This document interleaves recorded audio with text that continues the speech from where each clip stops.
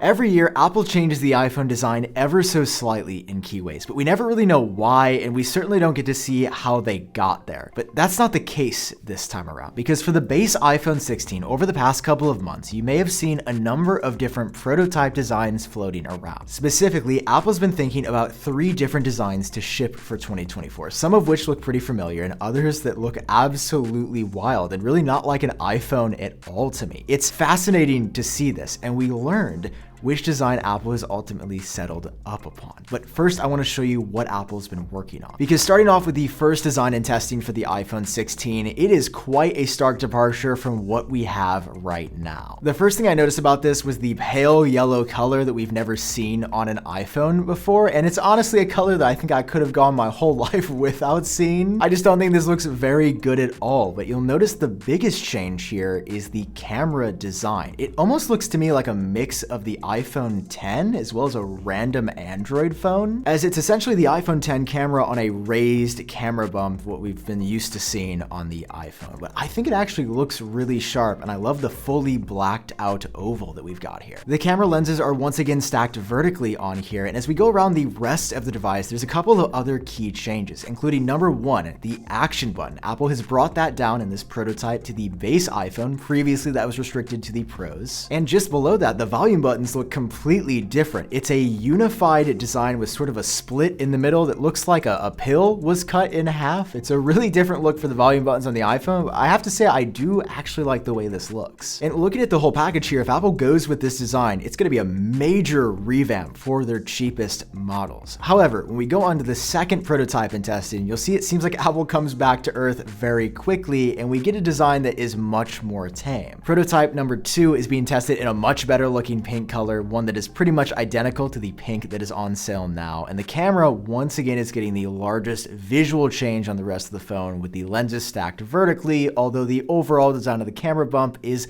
pretty boring to me. And looking around the rest of Prototype 2, the only other change that I could find is the action button being added in place of the mute switch, with even the reverted volume buttons of what we currently have on the 15, and every other part of this phone just kind of looking like the smallest possible change that Apple could give the iPhone 16. I'm really not a fan of this model myself, but that brings us now to model number 3, prototype number 3, which you can see is shown here in a dark black color, also similar to what's currently on the market. Now, at first glance, this looks exactly like prototype number 2. I mean, it's got the exact same camera design, it's got the dual vertically stacked lenses, it even has the raised camera bump as before, and the frosted glass back. You can even look on the side of the phone where you see the action button being added and the same volume button. So what's different about this one other than it being black? Well, there's an entirely new button on the right side of the phone below the power button. And this button's actually really interesting because you'll notice it's just about where your index finger goes when you're taking a photo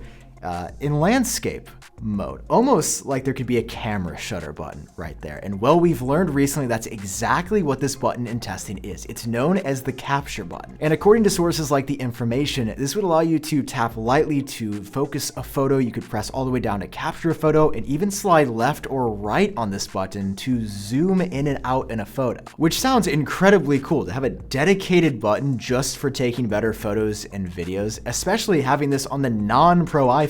It seems like a huge upgrade. So looking at these prototypes, 1, 2, and 3 all next to each other, they all have their different strengths and weaknesses. And I was fascinated when I heard which one Apple ended up going with, because it was not what I expected. In fact, the final design for the 2024 base iPhone, we have recently learned, according to Mac Rumors, is none of these. Yeah, fun story. After we got done modeling all these and we worked super hard, me and Shay over at Concept Central, we actually got the final design completely different than everything I just showed you. But I still found it fascinating to look at those old designs. Now I want to show you, as you can see on screen right now, this is the actual final design iteration for what will be on shelves in September for Apple's iPhone 16 and iPhone 16 Plus. And this, which is prototype number 4, not only looks the most polished out of all of these, but I also think it looks the most realistic because it's not a major crazy design departure from what we have now, but it does have some key upgrades pretty much everywhere. Like the camera, for example, is vertically stacked. We'll talk about why Apple's doing that in just a little bit, but it looks similar to the iPhone X design, albeit a little bit different than the camera we saw in prototype 1. Going over to the side of the device, it's still curved like all the other models. The volume buttons are retaining their current design, but there's that brand new action button that Apple is confirmed to bring down from the Pros this year. And most exciting for me is that the capture button is retained, guys. The base iPhone looks like it is going to be getting that new dedicated camera button, and that won't be a feature just for the Pros this year. I do think the flash on this one looks weird though. It's just kind of chilling off by itself on the side. I'm not really sure why Apple decided to put that in the final design, but hey, I mean, it was consistent between all the prototypes. They were just like, flash has gotta go on that right side no matter what. Now, of course, the iPhone 16 will also have Apple's latest privacy and security features, but that's actually not enough by itself to protect your personal data anymore. Like straight up in the United States, there are these people search sites where you can literally search your name or anyone else's and find their address, contact details, related family members, and it's all just out there. And while you can actually ask for this data to be removed, you have to reach out to each website individually, which is designed to be intentionally hard. It takes forever, and it's just impractical. That's why I partnered up with Incogni, who sponsored today's video, because they work directly with you to help you take your data back and make sure that these slimy websites and data brokers don't have access to your stuff anymore. See, with Incogni, they conduct repeated removal requests. So not only is your information taken off of these sites as fast as possible, they make sure it stays off by repeatedly reaching out so that the websites don't add it back. It's a continual service. So take your personal data back right now. Use code AppleTrack at the link down below in the description to get 60% off an annual plan at incogni.com/AppleTrack. Thanks again to Incogni for sponsoring this video. Now let's get back to it. And if we look at the front of the iPhone 16, we've got the same screen sizes as currently, 6.1 and 6.7 inches respectively for the Plus model. And unfortunately, we are hearing no ProMotion 120 Hz display. Yeah, that's really the only bad news in the part of the design. The displays for yet another year will run at 60 Hz. Apple's not changing them until the iPhone 17. And before we talked about some colors in testing, now we know the colors that have apparently made the cut. We've got 4 different ones coming. We've got pink, yellow, green, and a light blue. So some new colors that we had not seen before, and also a slightly different version of that yellow seems to be confirmed. And I genuinely think this phone looks really good. In all these first look shots, it looks like a refined version of the iPhone 15. It's not a crazy major redesign or anything, but it feels like the DNA of the iPhone X or 10 is coming back, and I really like that camera look. Cool, but okay, how do we know for sure that this is the final design other than just what credible sources are saying? Well, we're already starting to see part leaks that corroborate that new vertically stacked camera. Specifically, we've seen this part right here that shows Apple will be sticking with the 2 core cameras for the base model. We've got the standard wide angle and the ultra wide angle. Unfortunately, if you were hoping for a telephoto zoom on the cheapest iPhones,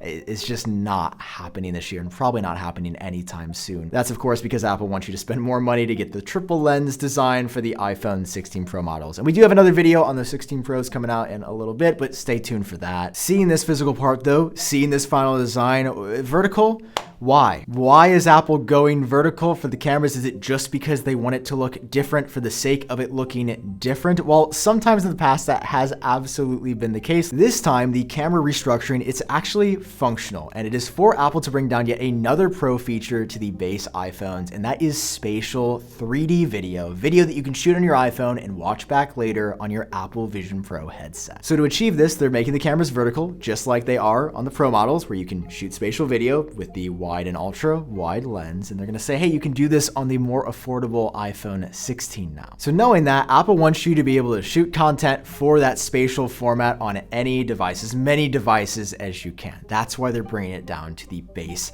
iPhone 16. Okay, but here's the thing about the iPhone 16. Every single thing I've shown you so far and talked about is just what we can physically see changing in the final design. There are so many other changes that I think make this really compelling that are happening on the inside that you couldn't see without taking the phone apart. Like the new A18 chip that's going to be inside. I know, chips are normally boring. It's faster.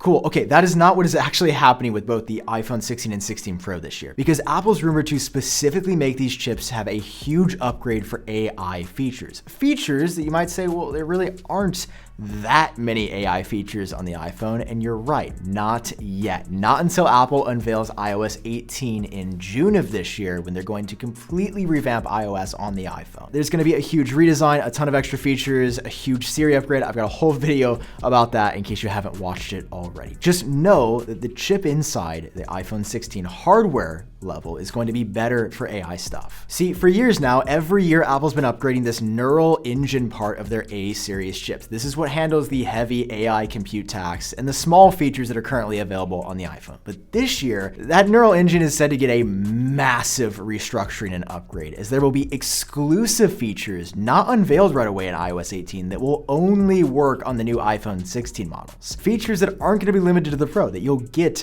on the base iPhone 16 as well, that will have the faster A18 chip inside. That's why I think the chip matters this year to me, because it also ties into one of the most interesting rumors for the iPhone 16, that is better microphones are on the way. According to Guo Minchi, the microphones on all iPhone 16s will have a better signal to noise ratio, so it sounds like the upgraded Siri in iOS 18 will be able to hear what you're saying and understand you better, especially if there is a lot of noise around you or you're in maybe a public place where it is super loud. I just feel like we don't know the whole story here. These are some of these features that I can't extrapolate on just yet, but you can sort of see how Apple's building the AI chip, the better microphones for AI, the iOS 18 software upgrade. Tim Cook has even gone on record saying that they are going to break new ground with AI this year. And I think the iPhone 16, even the base model, is going to be a big part of that story. Now, as for displays, ProMotion is not happening on the iPhone 17. It's still going to be a 60 Hz panel, which I do think is ridiculous, but the displays themselves on both the 16 and 16 Plus are improving a bit. They're said to be able to get even brighter than before, and they're also going to be more efficient, which is a major win for battery life. And that's where I want to end us off today, because we've got just the weirdest battery news I think I've ever heard, and it's really got my heart in a bunch here. Well, the standard iPhone 16 is getting a 6% larger battery, which is sick. The iPhone 16 Plus is getting a 9% smaller battery, which is a lot. That's almost a 10% reduction, essentially, year over year, for a model that Apple currently boasts as having the longest battery life of any iPhone ever. And I'm sure there's a reason for this, not one that we could see in these prototypes or these designs. Those are just the parts of the puzzle that we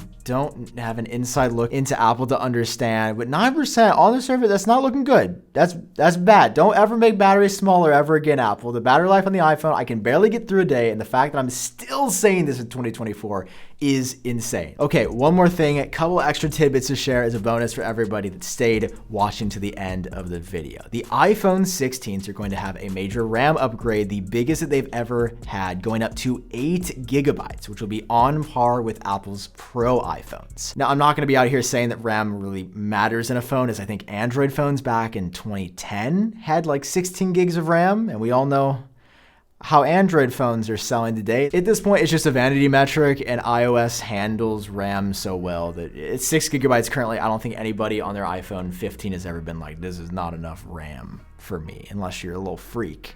Like me, I'd be like, I need more RAM. The other change that Apple's gonna be making is Wi-Fi 6E on the iPhone 16. This is not a massive Wi-Fi change, but I think Apple will be claiming that it's up to like 50% faster than the current version. Of course, this requires you to have Wi-Fi 6E networking, which is a new router and faster internet. So it'll be able to support it on the base iPhone 16, which I think is cool. Again, Apple bringing down a lot of changes from the Pros, but also making upgrades in parallel, like that capture button that I think make the regular 16s just so compelling this year. Okay, that's everything we know so far about the iPhone 16. I hope you enjoyed this video. If you learned something new, drop a like, hit subscribe so you stay up to date on the iPhone 16 going forward. I've been Sam. Hope you're doing well, and I still kind of wish we would have gotten this crazy Android looking iPhone, but that's not happening. So thank you for watching. I'll see you in the next one. Bye-bye.